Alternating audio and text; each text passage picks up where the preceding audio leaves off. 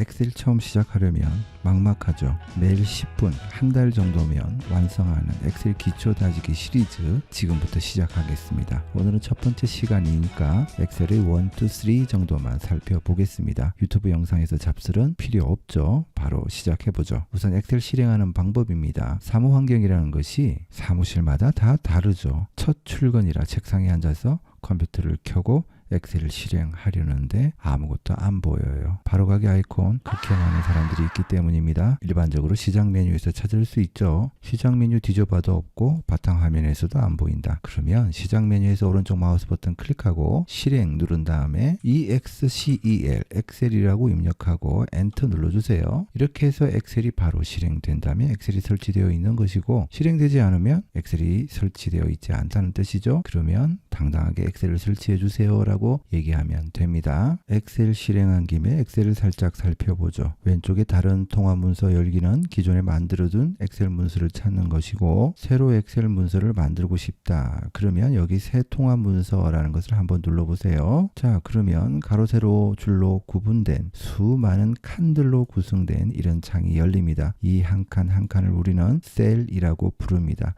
이 셀이 모여서 여기 시트 1이라는 워크시트를 만들고, 이런 워크시트들이 모여서 통화문서 1이라는 워크북이 됩니다. 그러니까 쉽게 말해서 금전출납부의 한 칸 한 칸은 셀이고, 금전출납부 한 장 한 장이 워크시트고, 금전출납부 한 권이 워크북이 되는 겁니다. 셀은 가만히 보면 열 이름과 행 번호 순서로 이루어진 좌표 값을 가지고 있는 것을 알 수 있습니다. 우리는 이것을 셀 주소라고 부릅니다. 셀을 선택하면 이렇게 이름 상자라는 곳에 셀 주소가 나옵니다. 셀의 오른쪽 끝으로 가고 싶으면 컨트롤을 누른 채로 오른쪽 화살표 키를 눌러주면 됩니다. 혹은 엔드 키를 누른 다음에 오른쪽 화살표 키를 눌러도 됩니다. 돌아오고 싶으면 컨트롤을 누른 채로 왼쪽 화살표 키를 누르면 되겠죠. 혹은 홈 키를 눌러도 됩니다.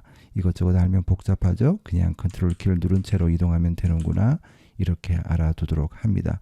아래쪽 끝으로 가려면 어떻게 하면 될까요? 그렇죠. 컨트롤 누른 채로 아래쪽 화살표 키 눌러주면 되겠죠. 자, 이렇게 보니까 행의 최대 개수는 148,576개. 왼쪽 끝은 XFD, 그러니까 열의 최대 개수는 이렇게 저렇게 구하면 16,384개가 됩니다. 그래서 이 둘을 곱하면 171억 7,986만 9,184개의 전체 셀이 있다는 것을 알 수 있습니다. 물론 함수를 통해서 구할 수도 있죠. 지금 셀이 모두 비어 있으니까 count blank라는 함수를 사용해서 값을 구해줄 수 있습니다. 이렇게 한 다음에 전체 영역을 지정해 주면 되겠죠. 다 지정하고 결과값을 보면 171억 7,986만 9,184라는 값이 나와 있는 것을 볼 수 있습니다. 자, 그 다음 엑셀의 기능을 이용하려면 이렇게 리본이라는 메뉴, 리본 메뉴를 이용하면 됩니다. 리본 메뉴에서 각 기능들이 이렇게 클립보드, 글꼴, 맞춤 묶음, 표시 형식 묶음 이렇게 그룹으로 묶여 있고요. 필요한 기능을 예를 들어서 조건부 서식 이용하고 싶다 그러면 이렇게 클릭해주면 되는 것이죠. 자, 그런데 우리가 일반적으로 사무실에서 엑셀을 사용하다 보면 사실 쓰는 기능이 얼마 되지 않아요. 그때그때 필요한 기능은 그냥 익히면 되는 것이지 굳이 전부 다 알겠다 이런 태도는 버려야 합니다. 그 다음 바쁜 업무를 처리하려면 언제 이렇게 리본 메뉴 누르고 클릭하고 그럴 시간이 없어요. 마우스질 몇 번만 줄여도 품이 굉장히 줄어들어요.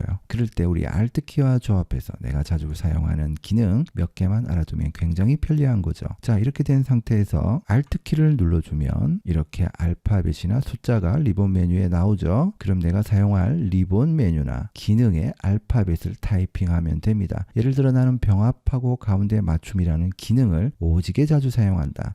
그러면 Alt키 눌렀죠. 누른 다음에 병합하고 가운데 맞춤이 있는 홈탭의 H죠. H를 눌러주세요.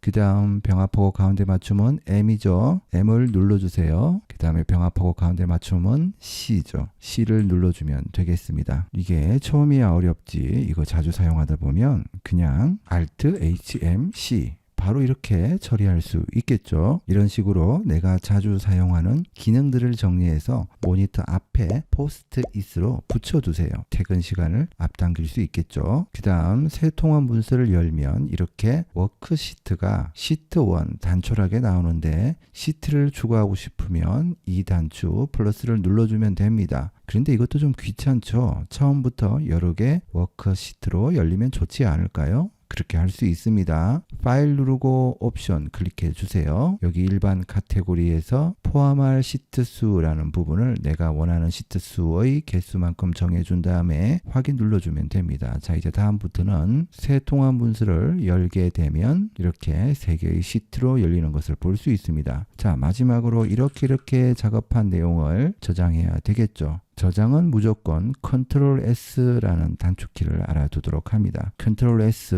누르게 되면 처음 저장할 때는 이렇게 다른 이름으로 저장 메뉴로 넘어가게 됩니다. 여기에서 찾아보기를 눌러서 원하는 위치에 원하는 이름으로 이렇게 저장하면 되겠습니다. 오늘은 여기까지 끝!